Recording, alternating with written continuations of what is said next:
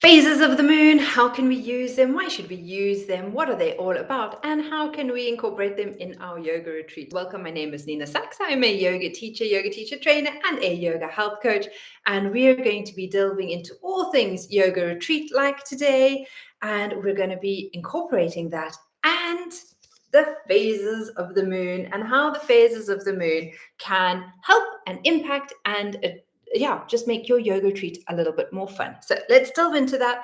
Let's get into what it is you can explore, what you can experience, and how you can use the phases of the moon. Now, you don't need to be an astrology expert. You don't need to actually really know too much about exactly what is happening.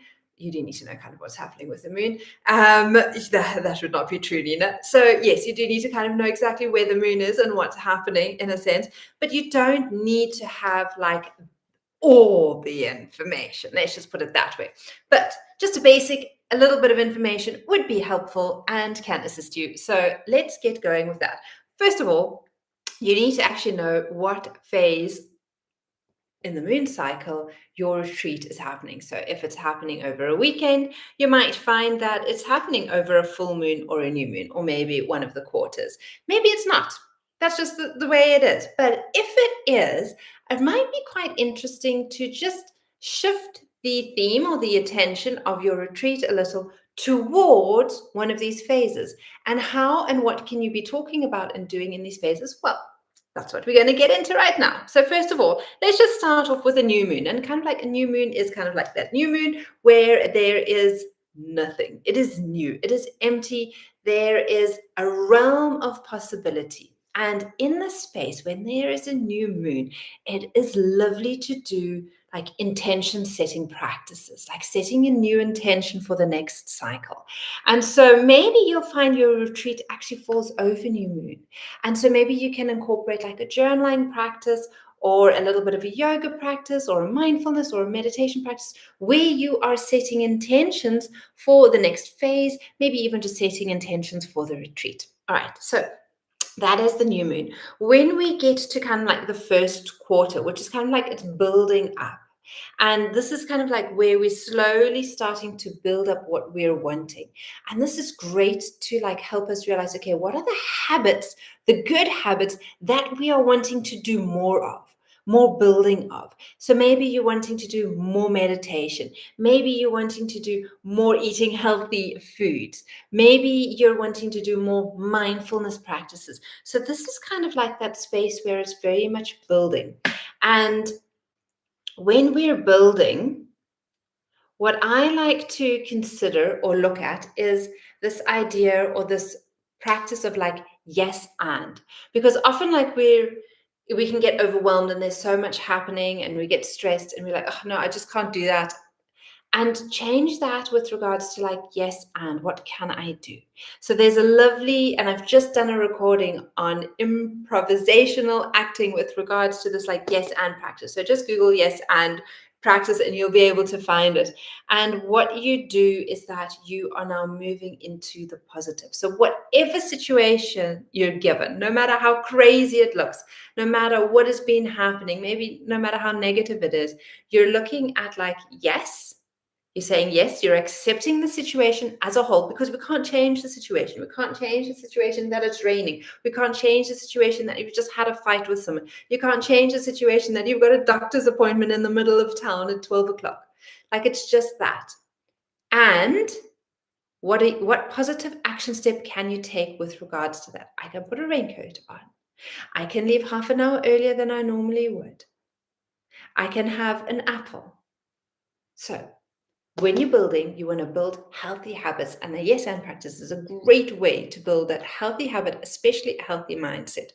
All right, then we get to what we see is like full moon. So that's often where a lot of women struggle to sleep sometimes, because it's kind of like where the wolf side of you comes out, or the witch side, as Craig will say, will come out, and you want to go hang out and be awesome with all the other fantastic women out there. But what is really nice with this full moon space is like the moon has come into its being, into its fullest, and this is a lovely, lovely time to reflect on like everything that you've built in this time, everything that has grown, everything that has happened. So in a yoga retreat, it might be just like reflecting on the past year, the past month. Like, take this time to really reflect deeply, like, what was working for me?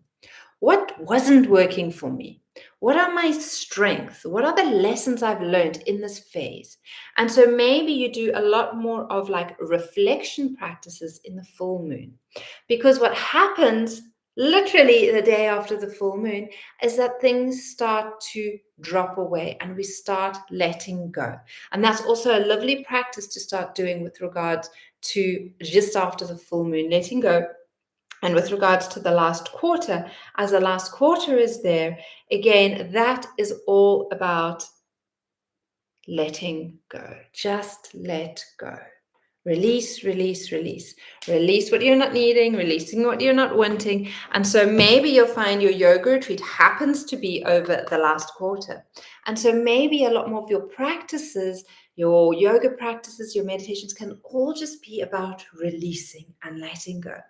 And so again, when you look at the full moon, you can also kind of maybe decide what type of foods you want, because maybe in this space you actually want building and nourishing foods on your retreat that just help to create that.